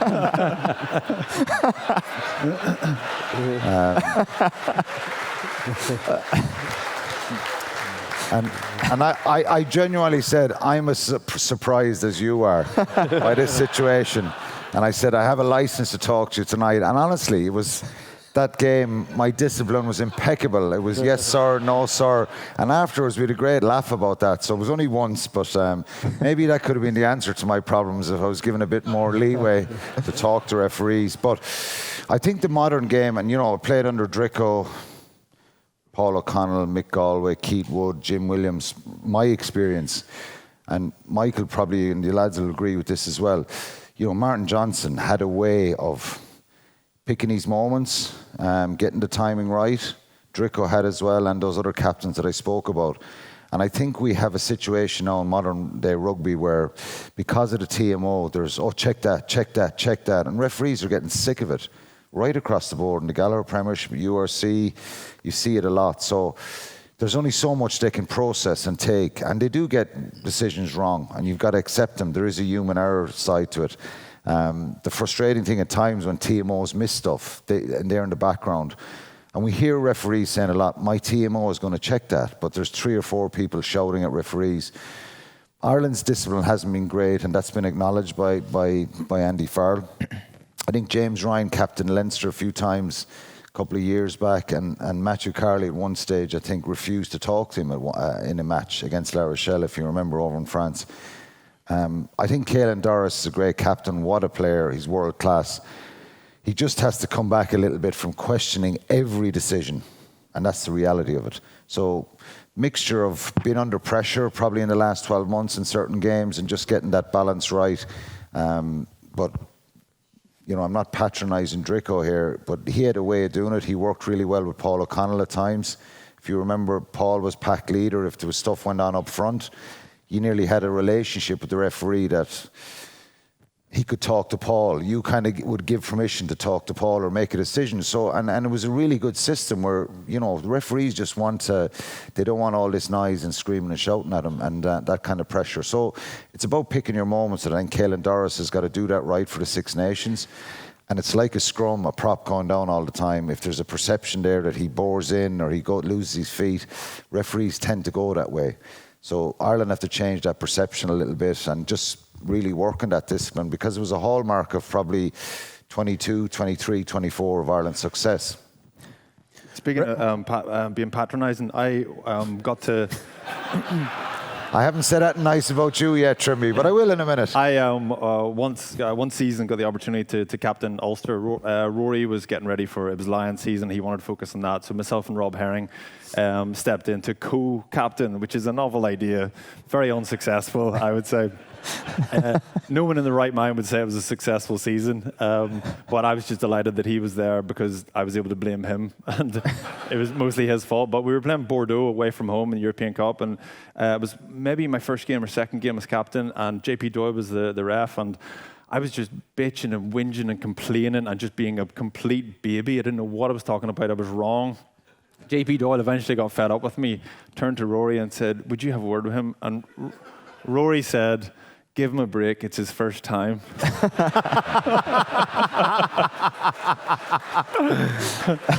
So that's patronising. What sort of captain were you, Mike? Yeah, I didn't get to do it very often. It was basically when everyone else was injured. I was basically Lewis Moody's stunt cock. So he was getting ready for the World Cup, so I captained that 2011. Fortunately, I didn't play in the Grand Slam loss. I got injured in the game before. But I think it depends on your dressing room and who you've got. Yeah, I was literally, when Dricko spoke about that, I was exactly the same. It's sort of, once you've gone through your career, you feel that you've earned more credit with the referee, that you can tell him more or you know more than him. And it's not true. And you know, the greatest thing about our game from grassroots to the highest level of the game is that a 10-stone small man in a white shirt should have more control than a 20-stone man 6'5", and that's the best thing about our sport is the respect that we have for the referee, and we need to make sure that stays. And if this doesn't just send a note to the players in Ireland, it says it everywhere that it's not acceptable, because that filters down, and that's what we want to be is like football, really, is it? We want it to stay what it is.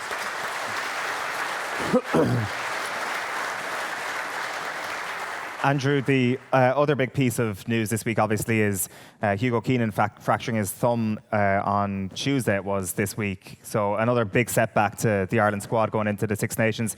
Talk to us about what you're seeing in terms of the full back position and what you expect to happen over the 5 matches. Andrew. Not Andy. Yeah, I'm interested to see what happens there. There's a little bit of competition at full-back. I suppose where Andy Farrell's head was a few weeks ago, he might have been thinking, I'd be interested to see how impatient he would be with the 10, what's happening at 10, and neither of those two guys are the complete kind of package that he was looking for, and that's why I'm kind of wondering if he goes towards Harry Byrne.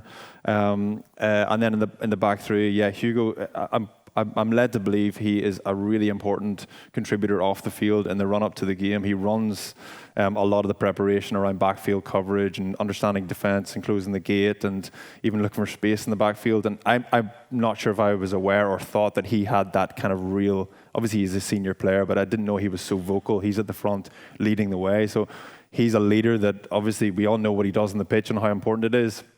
And he proved in the Lions. I was inclined to think he hasn't played any rugby. It's going to be so difficult for him to get back in there. But he proved in the Lions. He was sick one week, lost whatever, I don't know, 8 kilos or something. And he only weighs 30 kilos. From the big guy. Yeah.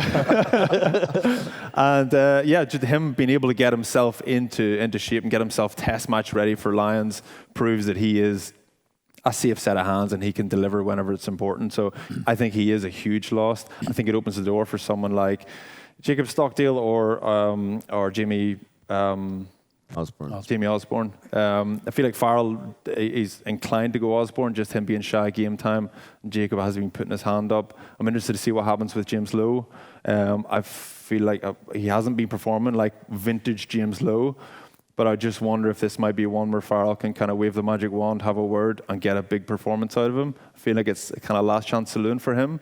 But I think that he's the type of player who could produce that big performance. And all the chat is left wing and fullback. For me, Tommy O'Brien is one of the first names on the team sheet. I think he is so good, such an athlete, so athletic, so powerful, so fast, so committed. He goes from 0 to 60 in a split second. And that level of commitment and energy he brings to the rest of the team is just infectious, I think. So Tommy O'Brien on the right, that's the back three I would go with. Andy? Would you concur with that, Andy? Yeah, pretty much. I think the young Osborne, he couldn't get his name. He's a young ginger Catholic guy from the south. But Osborne might have a chance. But no, I'd agree. I actually think on form, I'd probably go for Stockdale, maybe. We didn't expect groans. I don't think Stockdale's high ball skills are good enough. No, what I've watched of Ulster this year, for a fullback, and considering the kick contest game, I just don't see it. I think there's more of a chance. Changing a little bit. There's more chance of Frawley. I don't know whether Osborne's going to be fully fit for this one. It's still in the balance, right? But I think there's a great chance that Frawley might play it at 15 because he's got a better kicking game than maybe any of the 10s that are there, and it's reasonable in the air. I don't know about coverage. He hasn't played there a huge amount, but they started cheering and then they realised he's a Connacht man now.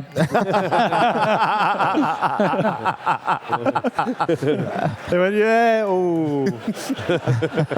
But you know, Quinny showed his best leadership when he was made captain, so Stockdale might rise to the occasion if he's given a chance.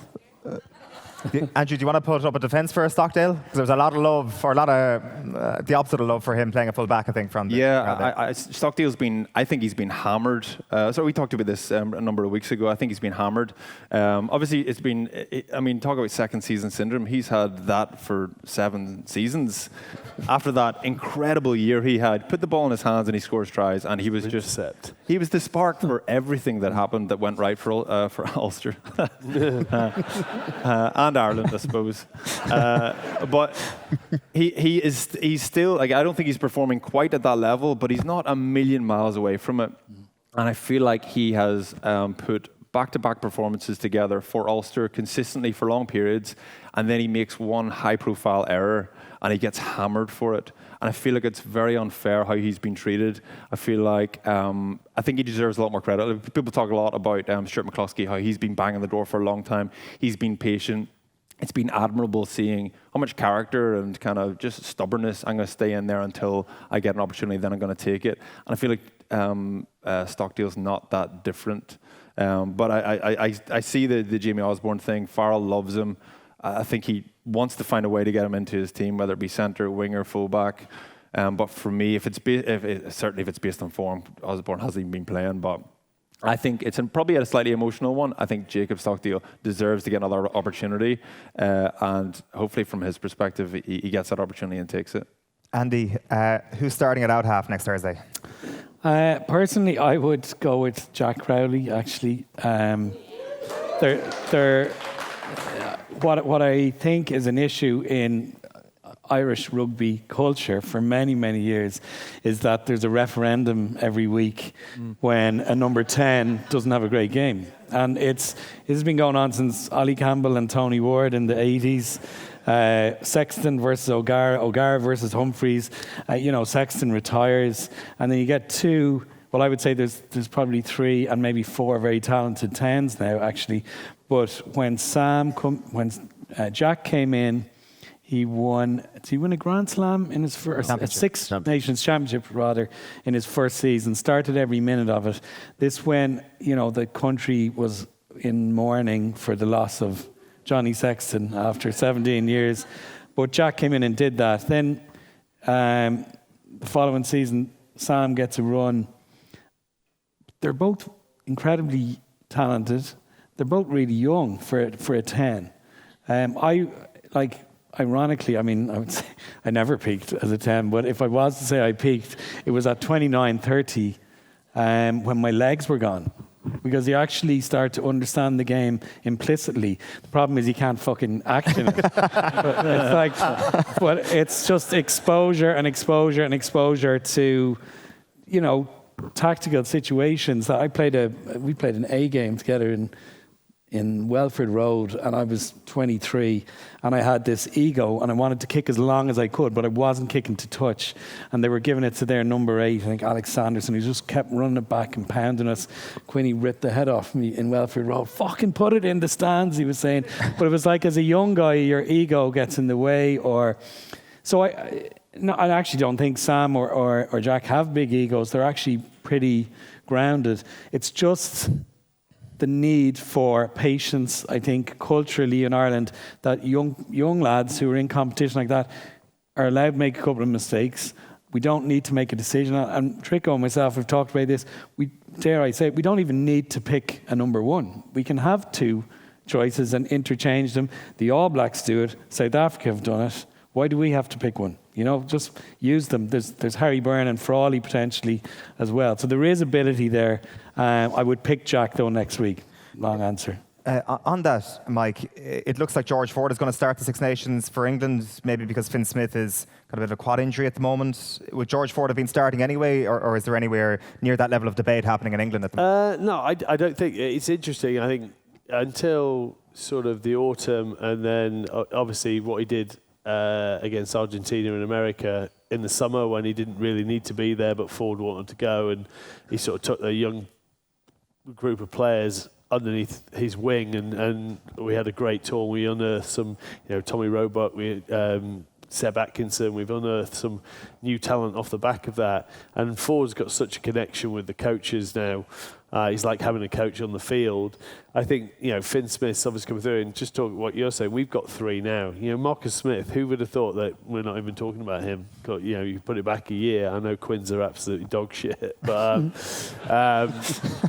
it's, who would have thought that you wouldn't be, having a buzz around him starting the Six Nations? And I think it's just, we've fallen into, we've got a bit more predictable, but we know how to use our 310s, and I think, with Ireland's sort of fly half, they're not quite sure where to go yet and what gets the best consistent results, and it's going to be trial and error. But I say if you can find and figure out which works in the game that you think you're going to play, it's better if you can have 2 that can play at that level. And I think I think Ford will start for us, and I actually think Marcus will probably be on the bench because he knows how to influence a game when he comes off the bench, and you're never going to take in an ideal situation, you're not really going to take your fly half off. So I think if you need him, I'd like Marcus to come on. Always makes meters, always makes line breaks people's hearts in the last 20 minutes of games. So I think he'll end up being on the bench.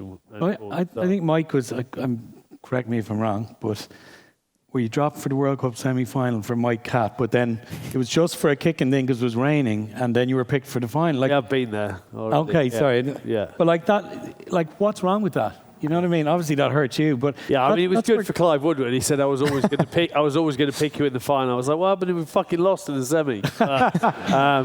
I think there's narrative works his way, but yeah. Do you know? I think there's a logic to that in certain scenarios, and I think Ireland could adopt that around 10.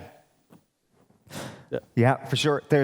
I want to get all of your predictions on how the Six Nations is going to go, your forecast on how these next 6 weeks are going to play out.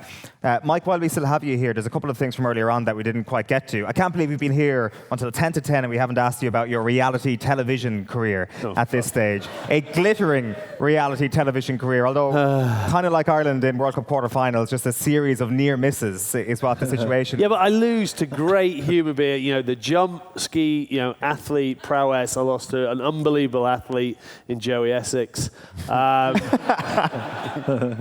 In Bear Grylls' Mission Survive, as soon as I saw Bear Grylls flying in on a chopper, and then they said, the winner is going to be strapped to Bear Grylls' chest, and you're going to fly off together face to face. And I look at Vogue Williams and go, I wonder who he's going to fucking pick. And then, then Matt Hancock fucking beat me on I'm a Celeb, Get Me Out of Here. So yeah, it's been a bit of a failure, but there you go. Give it a whirl. We have some footage from the jump, brilliant. actually. Joey Essex might have beat you in the end, but Louis Spence, you're going to pull out now, aren't you? Yeah, well, I mean, this is going to reflect quite well on you. So here was Louis Spence on the right-hand side, Tindall in the middle, and Joey Essex getting cleaned out of it. They're all running rather than skating, and now it's Louis Spence and Joey Essex, and Tindall is in the lead. Tindall was very cynical there, and Joey's down. Tindall is going away. Joey and Louis are battling.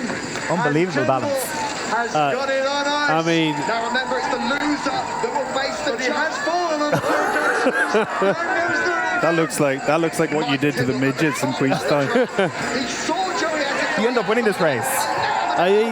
The thing about this is Joey Essex was. This is where obviously Joey Essex is a reality TV star, and he is not, he's as sharp as a button. So he was by far, he wasn't great at many things, but he was unbelievable at, because it was like you were on Heelys, and I didn't even know what Heelys were, but obviously he did, and he was unbelievable. No one could touch him. So I said to him at the top, you will not get round that first corner. And he laughed at me and he went, you're joking. I went, right, I'm going to tell you right now, I am not joking. You will not get round that first corner on your feet. And he went, yeah, whatever, and so I just wiped him out. And then he panicked. But he actually refused to do the ski jump and everything. But at the start, the guy was like, he was perfectly made for it, light, everything else. Boxer, so he had quite a good power. And the guy at the start was like, this guy's going to win it by miles. And then he fell over and he refused. He didn't train it at all until the final. And he went, I'll give it a go. And then he just went off the end. And Louise Hazel was the other finalist. And we just looked at each other and went, fuck's sake. And he jumped miles. And I was like, neither of us are going to beat it. But there you go. Why have you never done Strictly? Mainly, I basically say because of the Strictly curse, I'm quite happy married who I am married to right now. I think I'm happy. Yeah. One of the other questions I had as well is that Bear Grylls said that you had to be hospitalised during filming for that TV show. You got a knock in the head? Yeah. I mean, it wasn't the smartest way to break a stick, though. I threw out a massive boulder and it bounced back and smashed me in the face. And then I had to drive 2 hours to get it stitched and then go back in. I mean, from a career where you had been through the wars, that was probably quite commonplace. Because I was also going to ask you tonight for your litany of injuries or what your worst injury was, because it seems there are many. Like there's a game where you had internal bleeding after injuring your liver, for example. So some pretty horrifying. I think my liver wasn't in great nick anyway, but. Probably no. I think if you wrote it down, that was the worst. Broke 2 of my ribs, punctured my lung, and lacerated my liver, and I was in intensive care for 3 days. Diving on the back of Lee Burns' boot, but yeah, broke my leg. Did other things. That'll do it. Shoulder. Yeah, well, let's not go into it. Nose. Nose. No, never did the nose. Though. See, everything can be fixed. Is it true? The amazing thing is she married me when I looked like I did. But, yeah. Was the family in a bit of a hurry to get that fixed before the wedding? No, that was a bit of media. That wasn't actually true. Can I tell one really quick story? We're in Windsor Castle. We're invited over after the Queen had been invited to Dublin Castle a couple of years previously, and we're in the line to see the Queen, and I go up to we're at the very back. I said to my wife Amy, I was like, let's not be the last. Next thing I turn around, she's chatting away, and we're the last in the queue. Anyway, I go up and we're introduced to the Queen, and she goes, Brian O'Driscoll goes, oh, you're retiring. I was like, I am, yes. And she goes, why so? I said, I'm getting old. She goes, but your nose is an awful lot straighter than Mike Tindall. I said, ma'am, that wouldn't be hard. And then I went on to Prince Philip, and Prince Philip goes, oh, you're retiring. And he goes, I said, I am, yes. And he goes, no doubt you'll get injured in your final game. I was like, oh, okay. He's brilliant at that. Oh, he was. 2 months later, 8 minutes into my final ever game, tear my calf, and I'm walking off, and I was thinking to myself, my God, he said some wild shit in time, but he got this one right. He is always right. Guys, we should go through the predictions for the 2026 Six Nations. What we might do is your first, second, and third, because that seems to be the thing that's up for debate. So, in order, Quinny, why don't you kick us off? Who's going to be champion runners-up in third place in this year's Six Nations? England, France, Ireland. No, that's not good news. Andy, what are you thinking? England, Ireland, France. Okay. So we're going to win next Thursday. I didn't say that. Yeah, fair. Andrew? I'm going to go France, England, Ireland. Okay. It's got very complicated, hasn't it? Mike, it's 3 different constellations so far. I'm gonna stick. I think England, France, Ireland. Okay. Sorry, I can't go France, England, Ireland. But that Grand Slam game would be interesting. Brian, I'm very nervous. I think it'll definitely be obviously front runners. I think France, just having Ireland and England at home. England, I'm actually nervous that we mightn't even finish third this year. I genuinely feel as though it's an inflection point, as Tins was saying, and I don't think we know who our best attacking 10 is our worst defender. A guy that promised an awful lot a number of years ago, never quite delivered, and now is doing it, but unsure. And Crowley, I'm not sure of yet because he's playing in a disappointing team, so I'm not sure we know there. Our loose head issue is major. And by the way, we've got 5 games in 6 weeks. We're going to have more loose head injuries. We're going to have more injuries en masse. You're going to have to really reach. And so to start off with, are we all okay? With 3 losses. So we are very good. Samaritans are at the back corner. We are very good.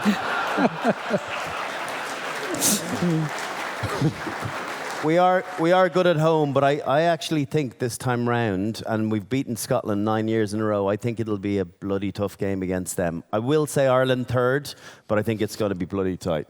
I wonder if that does happen and we end up fourth, like just to Andy's point, is that considered successful if we end up fourth but we bring through 2 or 3 young guys? Because to me, if we bring through 3 young guys and we finish fourth, all that does is prove that those 3 young guys are shit.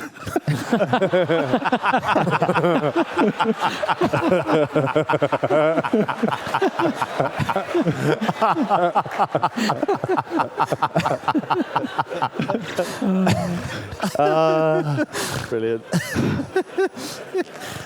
I don't think there's a better note we can leave the Six Nations treaty on. I think we might just leave that. Sit right there. There's one more thing we want to get to tonight because we have the opportunity to go and see Ireland in the flesh in this potentially disastrous Six Nations campaign. We have our Never Stop Competing challenge coming up. So tickets to give away to the home games. And of course, it's all with thanks to our friends in Bank of Ireland who've been absolutely amazing rugby sponsors for us on Off the Ball and have put this whole night together for us. So thank you very much to Bank of Ireland. Lads, we're going to reshuffle the decks here a small bit. We're going to have Brian, Quinny and Andrew as team captains. Mike and Andy are going to be scorekeepers for us. So we might stand up and welcome Kevin, Gavin and Kate to the stage, who are going to be our contestants from the crowd. Who's standing up? What? They'll be with us any moment now. So we're going to have Kevin joining Team Brian up on stage here, whenever he does. So what we're going to have is we're going to have 4 different rounds of trivia, basically, largely based on rugby and some other things. So we'll ask our contestants to make it to the stage. How are you getting on? Good. What's your name? Gavin. Gavin, you're very welcome. Come up on stage here. So Gavin, you're going to be with Alan here. Alan, you might stand up here. Thank you. So Quinny, Gavin. Gavin, how are you? That's how do we? Good. Kate, Kate, very welcome to stage. Kate, you're going to be with Andrew. Andrew, you might stand up here. Kate is your teammate here. Hi, Kate. And finally, we have Kevin. Lovely to meet you. You're going to go with Brian over at the other side. So we have our 3 teams. So, good. 3 rounds, most points wins, and if it's level, we're going to have the dreaded tie-break at the end. So, Andy, you might actually be our timekeeper, or our scorekeeper, I should say, throughout this round. And Mike, you may as well be a second opinion on the scores as well, should Andy get them wrong. So that's the situation. Round 1 is the teammates silhouette round. So we're going to give each team a silhouette on the big screen, and this is going to be of a former teammate of yours. So you simply have to tell us, you can confer away who is in the silhouette. No audience help, please. So Brian, you're up first. Who is this former teammate of yours? Shane Horgan, yeah. 1. Brian and Kevin, what do you think? Shane Patrick Horgan. Not correct, no. Let's have a look to see who it was. Sorry, Darth. Someone you should know way more. Yeah. Quinny, you're up next. Right. Tell us who this is. For fuck's sake. Come on. John Hayes. Correct. Well done. That was easy. Quinny and Gavin off the mark. Finally, Andrew. This is for you, Andrew and Kate. Yep. Who is this? Easy peasy. You got it? Tell me, boo. Is he too broad? Can we take it if he doesn't get it? No passovers. No idea. That is tough. It's one of your former teammates. Will I go for it? Is it Tommy Bow? No. It's not. Let's have a look. Steve Ferris in the scrum cap. That was difficult. Jeez, Yeah. that was easy as well. Yeah. Yeah. Okay, now. Andy, what are the scores after round 1? Alan Quinlan is on 1 and everybody else is on Zeros. big fat 0. Very good. Well remembered. Right. Round 2 after the silhouettes round is the divided loyalties round. So you'll each be given a choice to pick between your province or your country and we will ask you a trivia question about one of them. So Brian, for example, you get to choose between a Leinster or an Ireland question. So you're first up. Would you like a question about Leinster or a question about Ireland? Ireland. Grant. So, question about Ireland. Where are you from? Who was the Ireland coach for the 1996 Five Nations? It was his only championship in charge, and Ireland ended up getting the wooden spoon despite beating Wales. Murray Kidd, wasn't it? Murray Kidd. Correct. Well done. Murray Kidd is absolutely correct. Next up, we have Quinny. Ireland or Munster question? Gavin is a Carlow man. Going to go with a Munster question. Very good. So the Munster question is, who is Munster's record try scorer? And within 3 each way, how many tries did he score? Ooh, that's a bit tough. Anthony Horgan. We're going to give the point if he gets it correct. The tries is way too hard. It's either Earls or Zebo. Earls maybe? Anthony Horgan. For longevity. That's what he said? Anthony Horgan. No. What are you thinking, lads? Earls for longevity. I heard Zebo saying something about Gavin Coombs catching his record about a year ago. Your choice. We'll go Keith Earls. Keith Earls. It's not correct. It is Simon Zebo. Cutting. Always listen to Quinny. You take a horse to water. Right, final question. Andrew, Ulster or Ireland? Ulster. Ulster. Do you mind? Yeah. Okay, where are you from? Say Belfast. You live in Leinster. Oh, very good. So, well done if you get this, if you're the one who gets this. So, the score in the 1999 Heineken Cup final between Ulster and Colomiers, what was the full-time score? I think it was Ulster's score was a multiple of 3, definitely. As a reflection of their style of play.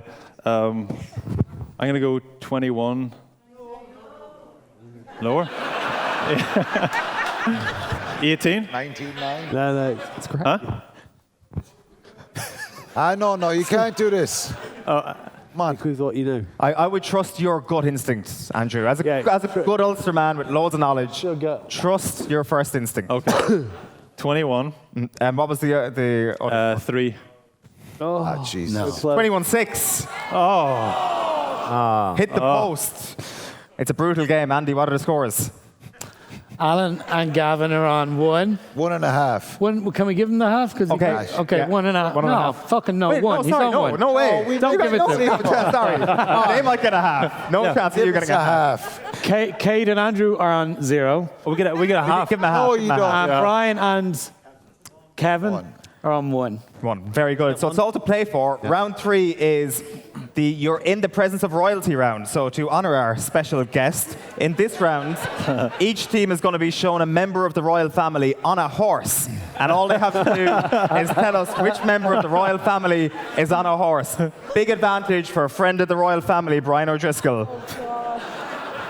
Brian's team, you're first up. So, Brian and Kevin. We have a TV. Who is this? That's controversial. Is that Andrew? He's not a prince, and he's not part of the royal family anymore, though. It's William. It isn't. You said Andrew like you know him there. Who is it? Mike, what happened to Andrew? Here, let's go with Edward. Oh. I don't think it is. It's Edward. No, not correct. The answer is Prince William. What? We got that right as well. Can we get a half Thanks for that? for your help. Absolutely not. Fuck's sake. Quinny and Gavin, you're next up. Tell us which royal is on a horse here. Jesus. Charles. Prince Charles. Just give it to him. No, he's the king. The king. Prince Charles. Oh, his title has changed a little bit since then. At the time of the photo. At the time of the photo, it was absolutely Prince of Wales, Charles. Finally then, Andrew and Kate, tell us who this is. Anna, is it? Mike's mother-in-law. Shh. Go for it. Yeah, it's Mike's mother-in-law. Absolutely, bang on, correct, well done. So, Andy Dunne. She looks. What are the scores? Quinny and Gavin are on 2.5. Maybe 2.5. 2. Kate and Andrew are on 0. No? No, they got one. They got that one. Sorry, 1.5. I have 1.5. score. Sorry, Mike has a phone. He was. Oh, Mike. Sorry, Mike. This is way more accurate. Yeah, Quinny's on 2, Brian's on 1, and Andrew's on 1.5. Okay, very good. So, I mean, what we didn't reveal at the very start is that we have 3 sets of tickets to give away to the Six Nations. So you get to pick your game as champions. Which game are you going to go to in this year's Six Nations? One of the home games. So congratulations, Gavin, first of all. Thanks very much. I'm going to go for the Scotland game. The Scotland game, very good. He's going for the Grand Slam decider, he was telling me. Andrew and Kate. Kate, I believe you finished second. I would like the tickets to the Wales game. The Wales game. The best of them all, Kevin. The Italy game is going to be the best game of this year's Six Nations. So thank you very much for competing and congratulations to you all. You're going off to the Six Nations home game this year. Thank you. All right. Good luck. Well done. Tickets. Good luck. That is pretty much our lot for tonight. Thank you so much for coming out on what I said was an absolute dog of a night. A big thanks once again to Bank of Ireland for making this all happen. They've been brilliant partners for us in rugby on Off the Ball. Thanks as well to our Off the Ball team for all their effort, commercial, getting the stage together, and of course to our brilliant guests, to Andy Dunne, to Alan Quinlan, to Andrew Trimble, to Mike Tindall, to Brian O'Driscoll, and of course to Eve Higgins and Anna McGann. Thank you so much for joining us, folks. Safe home.